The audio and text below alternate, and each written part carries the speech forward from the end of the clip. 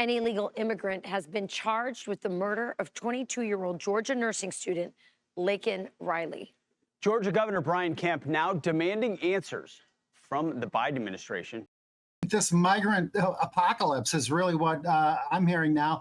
Every Chicagoan that I talk to say that they've survived the lockdown, the looting, the violent crime, and now they've got to deal with this migrant crisis. And the crisis at the southern border is having a major impact on a rural Texas county. The Terrell County Sheriff's Office has recently encountered several large groups of migrants despite difficult terrain that includes steep hills, canyons, and cliffs. All this asylum-seeking lie, all this about refugees, no. What's happening is they're emptying out the dregs of their jails into the United States, into our communities. They're junking up our country. And yeah, we feel some kind of way about it because it's our country. In a Chicago suburb, a string of retail thefts and burglaries is being blamed on migrants. That includes 2 separate incidents in the same day at a Macy's in Oak Brook, Illinois. New information reveals that criminals in the Chicago area are recruiting illegal migrants to carry out crimes. Police have arrested a man in connection with 2 armed robberies in Boston's Back Bay neighborhood.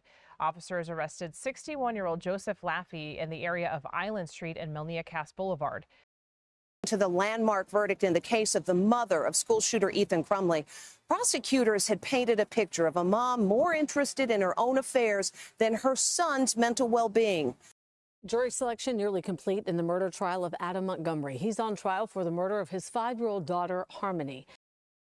Now to a terrifying attack on board an Alaska Airlines flight. Federal authorities have charged a man with assault with a dangerous weapon after he allegedly stabbed another passenger during a flight between Seattle and Las Vegas last month. And police arrested 2 teenagers in Stockton last night on robbery charges. Police say a 14-year-old and a 16-year-old boy, along with a third female suspect, robbed a store clerk at gunpoint. A police K-9 took down one of the boys. Both teens now face robbery, resisting arrest, and weapons charges. They're still looking for that third suspect, the female.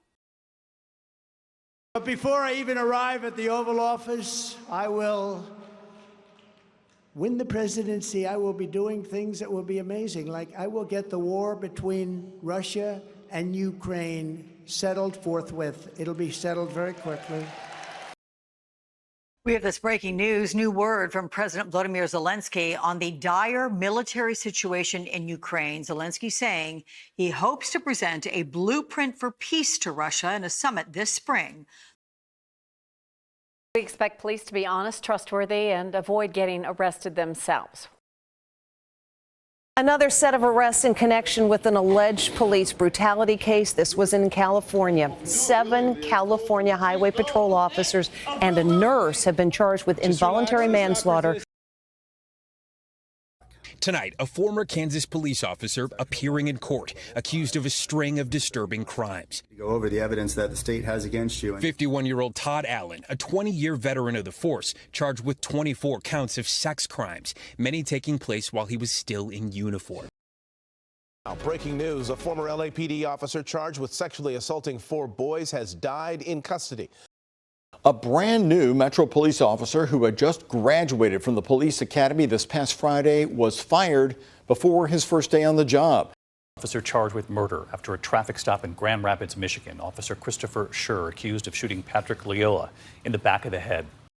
A New South Wales police officer has been charged with the murders of TV presenter Jesse Baird and his partner Qantas flight attendant Luke Davies.